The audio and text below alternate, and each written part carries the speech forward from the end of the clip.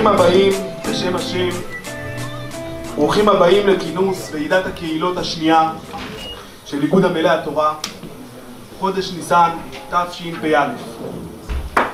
היסטוריה רבת שנים ורבת תהפוכות עבר עם ישראל בכלל והציבור שלנו בפרט. כי אמנם לאורך כל ההיסטוריה מימיהם של אבותינו לא פסקה ישיבה מהם, ובכל ארצותיהם של אבותינו התורה תמיד הייתה ערך עליון. תלמידי חכמים היו מצויים בכל דור ודור עד לדור האחרון ממש. אלא שכידוע בדור האחרון שלפנינו נוצר בלבול בעולם, נשבו רוחות רעות, וכמעט שנוצר חלילה נתק בשרשרת מסירת התורה. לפני 57 שנה עמד מרן הגאון הגדול רבי רפאל ברוך טולדנו זצ"ל בכנסייה החמישית של אגודת ישראל וזעק על הנתק הזה, זעק מקירות ליבו על החשש שהשושלת ההיסטורית של מסירת התורה תיפסק חלילה. את ההיסטוריה מאז כולנו מכירים, והנה נמצאים אנחנו כאן בוועידת הקהילות, שכל אחד מהיושבים כאן ומעתידים לשבת כאן מייצג מאחוריו עשרות אולי אפילו מאות אברכים נפלאים ויקרים, עמלי תורה מיוחדים במינם, מהעידית שבעידית שבציבור שומרי התורה כולו. רבותיי, אנחנו צריכים להכניס את מלכנו בתוכנו. אנחנו נעשה למענו יתברך, נלמד תורה, נקיים מצוות, נתאחד. אין, בלי איחוד לא קורה שום דבר, הדבר הכי חמור, אומר החרדים, זה הפירוד והמחלוקת. כי השם לא שוכן בתוך מפורדים ומפולגים, רק במי שמאוחד. הבה נתאחד כולנו למען שמו יתברך. כשהקימו ש"ס באו אמרו לי, אם לא נילחם באשכנזים אז לא נוכל להקים שלנו. לא, זה המטרה, זה נחמד, הכל טוב יפה. אנחנו נתאחד למען שמו יתברך. ברוך השם, קהילות רבות נפתחות וקמות ומתרחבות, והרבה ידיים פועלות זו לצד זו. אך כדי שהברכה תשרה באמת במעשה ידינו, חשוב להצמיד את הידיים זו לזו ולגבש, לאחד את כולן עד שיהיו כיד אחת. זוהי בעצם מטרתו של הכינוס הזה, לאחד את הכוחות יחד, לטכס עצה יחד, להפוך את כל הקהילות הנפרדות לציבור גדול אחד, כאיש אחד בלב אחד. זוהי בעצם גם מטרתו של איגוד עמלי תורה בכלל. איגוד עמלי תורה הוא בעצם גוף שמטרתו המרכזית היא לאחד את הכוחות, לחבר בין כלל הפרטים, וכך לתת צעד לתהליכים שזכה הציבור שלנו וזוכה להוביל בסייעתא דשמיא. איגוד עמלי תורה אני אומר, אבל חשוב להבין דבר עקרוני ויסודי מאוד. איגוד עמלי תורה זה לא אדם. איגוד עמלי תורה זו לא קבוצה. איגוד עמלי תורה זאת לא קהילה. איגוד עמלי תורה זה כל אחד ואחד מהיושבים כאן. וכמובן, כמו שהרב תמיד מדריך אותנו, מורנו הרב, אנחנו אף פעם לא שוללים. אנחנו אף פעם לא מתחרטים. אנחנו לא תוהים על הראשונות. היינו צריכים את השלב ההוא. השלב ההוא היה מצוין. כולנו גדלנו על ברכיהם, למדנו מהם, ספגנו מהם. אבל הגיע הזמן ללכת ישר.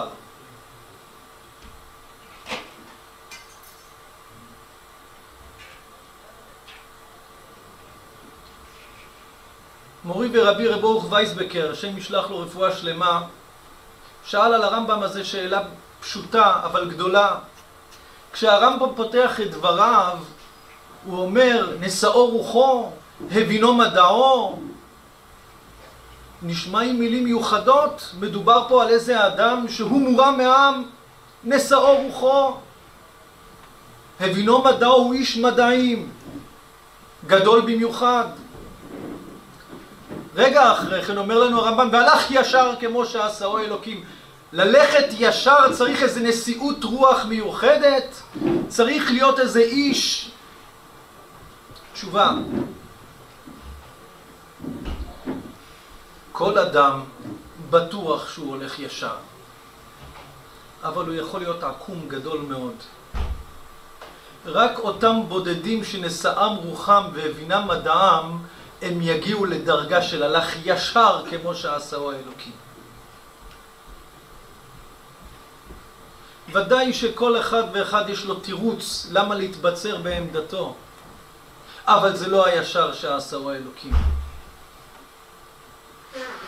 רבי ישראל, אנחנו בני התורה, הציבור, ספרדים, בני עדות המזרח, נמצאים כאן היום עם טובי האנשים שמחזיקים מאחוריהם כל אחד 50, 80, 100, 200 ו300 אברכים מסולאים בפז, טהורים ומיוחדים.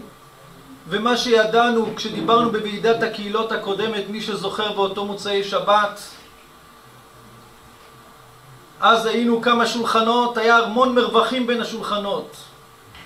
קוששנו אנשים בשביל שיהיה מלא. במזרח ישבו 3 בקושי. רב נפתלי, אני צודק? רבי ישראל, תראו תוך שנים מועטות למה הגענו. ולאחרונה שאני מסתובב קצת עם הרב, ואנחנו מגיעים לקהילות בכל מיני מקומות, זה לא יאומן כי יסופר, זה לא יאומן כי יסופר.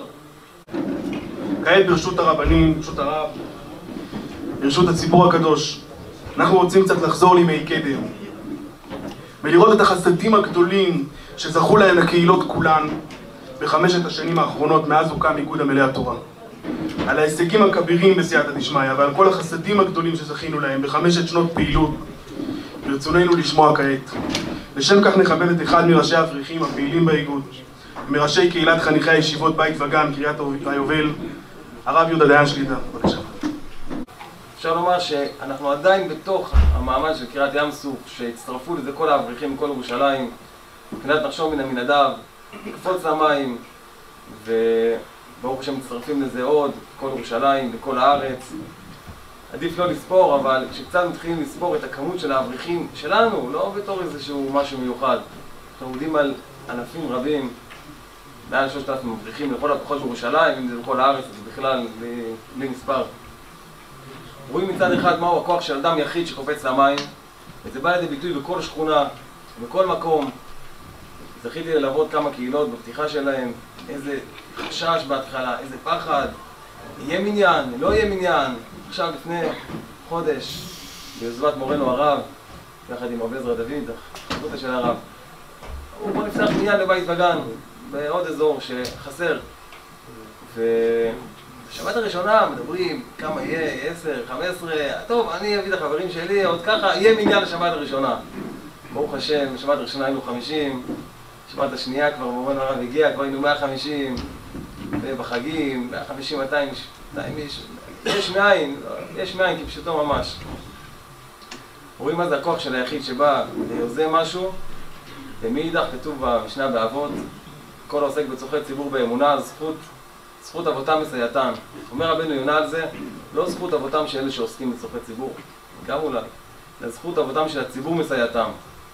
ואנחנו יודעים את האבות שלנו, את השורשים שלנו, אין ספק שכל אבותינו עומדים ודוחפים את הדבר הזה ועושים את הסיוע שלהם בשמיים.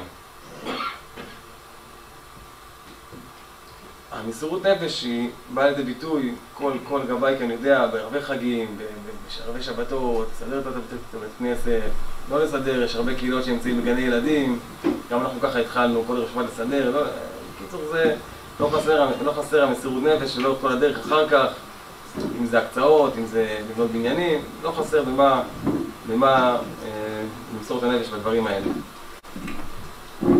גם בנושא של איגוד עמלי תורה, שלפני 5-6 שנים, רק שלמה יזם את זה, וזה בהתחלה התחילו מתי מעט, 8-10 קהילות, עוד כמה קהילות היו ככה בשביל להוסיף משהו לרשימה. עם הזמן אנחנו אוחזים כבר ב-25-26 קהילות ברוך השם. כולם, יש מאות אברכים מאחורי הקהילות האלה. כל קהילה בין 100 ל-150, 200 אברכים, הגרעין, חוץ מהנספחים מסביב. אני רוצה לספר לכם עובדה שהייתה לי עם הגאון רב שמחה זיסל ברוידא לפני 26 שנה. למדתי בישיבת חברון וזכיתי להיות קרוב לרב זיסל זצ"ל, והיינו יוצאים בקיץ לנופש יחד בקיבוץ חפץ חיים. הוא היה יוצא עם הרבנית שלו, אני הייתי יוצא עם המשפחה שלי, וזה היה ימים מאוד מאוד יפים של הרבה שעות שהיינו מדברים ביחד, גם שמענו הרבה תובנות וחוכמות חיים ברב זיסר שמלווים אותי עד היום. אחת השיחות בינינו, הייתי אז רב בישיבת מאור התורה, בשנים הראשונות שלי, פונה על הרב זיסר, היה שעת לילה מאוחרת, והוא אומר לי, רב מוישה, אתה לא קורא את הכתובת על הקיר? מי שהכיר את רב זיסר הוא לא היה פוליטיקאי, הוא היה מאוד תירדיק, מאוד תורני, מאוד הכל במבט אמיתי מתוך תורה רק, בלי שום חשבונות נוספים. ואמרתי לו, הראש השיבה, אני לא מבין מה הראש השיבה מתכוון. אז הוא אומר לי, תראה, ואני אומר ממש המשפטים שהוא אמר לפני 26 שנה, וחכם עדיף מנביא. אומר לי רב זיסר, תשמע טוב, אין רצונו יתברך שתהיה אינטגרציה בין ספרדים לאשכנזים. אין רצונו יתברך בזה. ואני רוצה שתבינו שהסיטואציה אז הייתה שהיינו מכניסים 35% בחורים ספרדים למיטב של הישיבות הליטאיות בקלות ממש. אני אומר את זה מפורש, בקלות, בטלפונים. הייתי אז מסדר את היישוב מטעם מאור התורה לישיבות הגדולות, עלה שהייתי הרב של שיעור ב' בעיון, הייתי מרים טלפון לרב ברוידר, והוא מדבר איתו על 2 תלמידים, הוא אומר, אתה חושב שהם מתאימים לישיבה? אני אומר לו, ודאי שאם לא הייתי מפנה, אוקיי, בסדר, הם היו בפנים. לא תחנונים ולא ללכת. 35% כל שנה, וככה בכל הישיבות הליטאיות סידרנו את הבחורים, ואז הוא אומר לי, זה לא רצונו יתברך. הוא פונה אליי ואומר לי, וחשוב שישמעו את זה אברכים. הוא אומר לי, תגיד לי, בזמנך כמה חסידי גור היו בישיבת חברון? אמרתי לו, היו הרבה. אני אגיד שהיו מאות, אבל 10 היו, אמנם לא עם גרביים על המכנסיים, ממש בלבוש המלא, אבל גרדלים בתפילה היה המון. הוא אומר לי, אין היום חסיד גור בישיבת חברון. אולי אחד, אני לא יודע, אבל אין חסידי גור בישיבת חברון, למה? ואז הוא אומר את התובנה הפשוטה והאמיתית שכולנו יודעים, אני חושב שפה צריכים לשים את כל הדגש, לכן אני מביא את המעשה הזה. בכל אופן, זה מה שהנחה אותי, אני אומר, בכל העשייה. הוא אמר לי, כמו שהיה י"ב שבטים בכלל ישראל, והים נקרא לי"ב גזרים, כל שבט רצונו יתברך שהוא יעבוד אותו בייחודיות שלו, בכלים שלו, ואף אחד הוא לא קופי של האחר. כל אחד יש לו את הייחודיות שלו. רצונו יתברך שאתם הספרדים תפתחו מוסדות משלכם ותגדלו את התלמידים במנטליות שלכם. וחסידי גור הבינו שכדי שתלמיד יצליח הוא צריך לגדול בסביבה הטבעית שבה הוא גדל כילד, במסורת בית אבא, אותם שירי שבת על השולחן, אותה מנטליות של בית, ככה הוא מרגיש מחובר, ככה הוא מרגיש מעורה למקום, וזה סוד ההצלחה. הם פתחו ישיבות שלהם לבד, וברוך השם גדלו ועשו פלא. הוא אומר לי, תשמע טוב, אם לא תשכילו לפתוח מכעת ישיבות חשובות, יגיע יום שהישיבות הליטאיות לא יקלטו בחורים ספרדים. הציבור שלהם יגדל גם, ושלא תישארו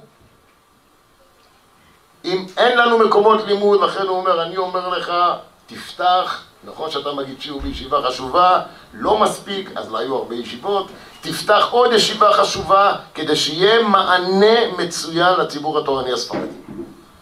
מי מכיר באמת מה מעיק על התלמיד? מי מכיר הרבה פעמים מה באמת הבעיות שלו? מי יודע מה המצב שלו בבית כרגע?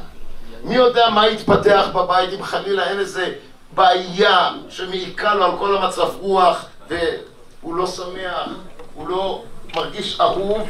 זה התפקיד של האברכים הנפלאים בקהילות, ואני יודע בידיעה ברורה שהם עושים גדולות ונצורות בטלפון אחד עם בחור מהקהילה שלו, שהוא מרים לו טלפון ושואל אותו, מוישה, מה נשמע? מה חדש? איך התחיל הזמן? קצת קשה, פה נמצא הזדמנות, פגישה קצרה, לוקח אותו לסיבוב קצר, קונה לו פלאפל. אתם יודעים מה זה עושה לבחור? יש לו דיסטנס מהרמים, לא נעים לו לחשוף את הבעיות שלו לפני המגיד שיעור ולפני המשגיח. זה המציאות, בחור רוצה שמעמדו יהיה גבוה, אבל האברך הזה שהוא לא יסצבל בישיבה או יפרוס את ליבו. אתה מוכרח בעבודת השם, והתייצבו בתחתית ההר, מלמד שכפה עליהם הר כגיגית. ואם כן, אנחנו ממשיכים את הקו. אנחנו לא עושה חדשות בעל מלחמות. חדש אסור מן התורה. ואיזה חדש? הוא כבר היה לעולמי. אנחנו ממשיכים את האבות, זה מסכת אבות. על זה היא נקראת אבות. אנחנו ממשיכים את אבותינו. ואבותינו יסודם בהרי קודש. אין בעבודת השם, בין בלימוד התורה, בין השיטות והדרכים. צריך להיות תואמים, כמובן. איך אמר לי המפקח הגדול, הדוד, הרב יוסף פצ'יפיצ'י, מור אביך, מור אבי עליו השלום, הריני כפרת משכבו, היה קנקן חדש מלא ישן. אנחנו לא מתביישים בעבר המפואר שלנו, אנחנו נושאים אותו בגאון, אנחנו בוודאי ובוודאי יסודנו בהרי קודש. השיטות והדרכים שחונכנו עליהם אנחנו מנחילים הלאה. לא באים עכשיו פתאום לעשות המצאות חדשות, כפי שאמר מור גיסי הגאון הגדול ראש הישיבה. אנחנו לא באים לאפוקה. והנושא שאני אסיים שוב בנושא של האינטגרציה, כן? בתקופה שהזכיר גיסי ראש הישיבה, 30%, אני זוכר את 30%, היה ניתן להכניס בקלות. והנה, יחר מלוכתו של מרן הרב שך זצ"ל במולך ראש הישיבה, הגאון רב אהרון לייב שטיינמן זצ"ל, והנה הוא מורה שלא להכניס 30%, בקושי 10%. ואז ראש הישיבה ייבדל לחיים, הגאון רב יהודה הדס ניגש לרב אהרון לייב שטיינמן ושואל אותו מה נשתנה? למה הרב נוהג הפך מה שנהיג? הרב שך להכניס 30%. הוא משיב לו רב אהרון לייב, הגיע הזמן שאתם תפתחו את המוסדות. לפני שנים המצב כאן, שכונת רמות, היה, אנחנו אומרים לפני שנים, מדובר על 6 שנים. היה כאן, אפשר לומר, 0 קהילות של אברכים ספרדים. רוב האברכים הספרדים הם מתפללים אצל אשכנזים. ובשנים האחרונות, הודות לפעילות של הרבה אברכים שיושבים כאן, חל מפנה אדיר. זה רק דוגמית. זה דבר שאנחנו יכולים לחולל בכוחותינו, לא שאנחנו בעלי כוחות ויכולות, כמו כולם, לא מלאכים. אבל להאמין ביכולות ובכוחות שלנו, וברגע שאנחנו רואים שיש, מתחילים תהליך, מתחילים מבית מדרש, מתחילים איזשהו מקום קטן אפילו באיזה בית של מישהו, באיזשהו מחסן או משהו, 10 אברכים, 15 אברכים, דירה שכורה, מגרדים מניין בליל שבת. היום הדברים האלו פתחו מניין ועוד מניין ועוד מניין ועוד מניין, והוראות קבע שאנשים קשה להם בהתחלה בציבור שלנו, כי זה לא מובן מאליו, לא הקהילה ולא הוראות קבע ולא ההתגייסות של האברכים, והנה כל זה קורה. כפי ששמענו מפי רבי סיינו שליטה, נרצה לסכם את הדברים וגם לציין כמה נקודות.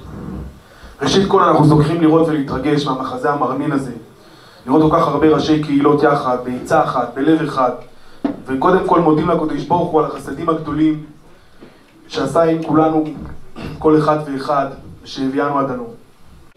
ואנחנו באמת שואפים תמיד לגדול ולהתרחב ולתת יותר לקהילות, עוד ועוד ביתר שאת, וזה תלוי בציבור, בהירתמות שלו. וככל שיותר אברכים, אפילו אברכים קטנים, לפעמים אנחנו עובדים עם מחסור בכוח אדם שהוא לא נתפס בכלל, עובדים כמה אברכים בין הסדורים, רצים ככה, זה מדביק מודעה שמה, זה מדבר עם הגרפיקאית לטלפון שם, וממש הכל נעשה ככה. ברוך השם, התוצאות גם בכנס הזה מרשימות, אבל ברוך השם מי שהיה קצת, הדברים נעשים כמנהג אברכים, הכל ככה, אין חברת הפקה שעומדת מאחורה, וכל אחד שנרתם, וכל אחד שעזר במשהו, וכל אחד שנתן משהו, וההירתמות הזאת מאוד מאוד חשובה לכל המהלך.